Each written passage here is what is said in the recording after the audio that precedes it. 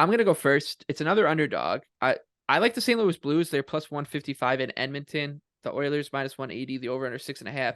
The Oilers are starting to get some of that, like, that good hype around them again. They're playing a little bit better. They're surging up the table. McDavid and Draisaitl were fantastic the other night against Nashville. I think they're now 7-3 over their last 10, and they're only a point behind Seattle for second place in the Pacific. All is well in Edmonton, but this is the exact time you want to take them on when they're a big favorite, when they're playing a team that, sure, like St. Louis has a ton of problems itself. I think you kind of like Los Angeles and like Vancouver, you could put them in the sideshow circus category in the NHL right now. But if they get goaltending, which is, you're asking a lot considering the way Binnington's going, but if they get average goaltending, they should be able to at least score here.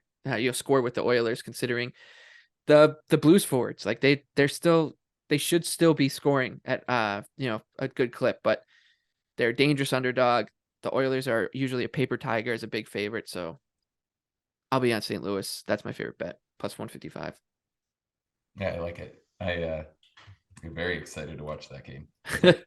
I'll probably end up betting the over two chances there, but I'll leave it. My favorite bet of the night, I like the Blue Jackets Lightning over. I think that we've been on this for a bit, similar to when we were pumping the Blues games, that they shouldn't be staying that low scoring, and it ended up being a really fruitful narrative for most of the time that we've been beating that drum. I think Columbus are still in that boat. I can't accept that this is a team that is going to consistently play games like we saw in Florida that was 4-0, which was really just them not finishing much. And I think this is a great spot to go back to the over. There's so many narratives of how this could get there. If Columbus came out hot, I could see them maybe getting a lead in this. That's something we would love to see as holders of those tickets. I think there's a lot of backdoor narratives with weird Columbus leads or Tampa Bay getting a good lead.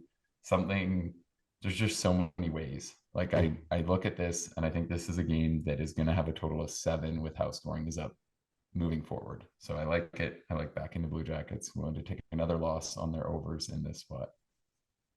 Yeah, I'll be on the Blue Jackets here. Let's see where this number goes. It's plus 270 right now. They're in Tampa. Lightning are minus 325. And like I said on our last episode, the Blue Jackets are a team that I'm gonna probably be losing a lot of money on at prices like this, because I just think that they'll be able to score. And I know that they were just shut out against Florida, but like you said, that wasn't as much. I think that was much more about the goalie than the Blue Jackets offense. So, yeah, Blue Jackets for me.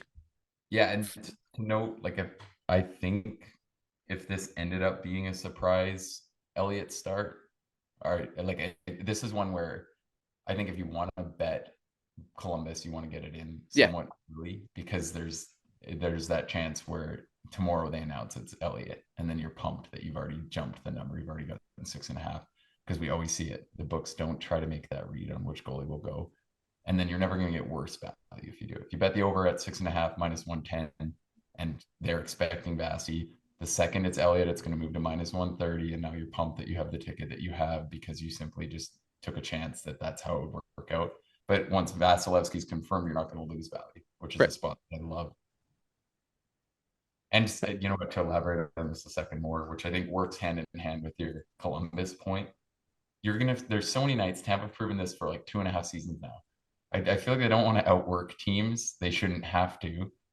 And there's just a lot of nights where I feel like they come out a little lackadaisical. They get behind, the other team scores 3, whatever it is. But like, how much can you really care when you can still find a way to win at an acceptable level? Your power play can steal it, whatever you need. And all their top guys are in elite form right now. So Yeah. it seems like a handful for me to think that Tampa won't score 3 or more. But to see Columbus come out and manage some offense and maybe surprise them a little bit wouldn't be at all shocking for me.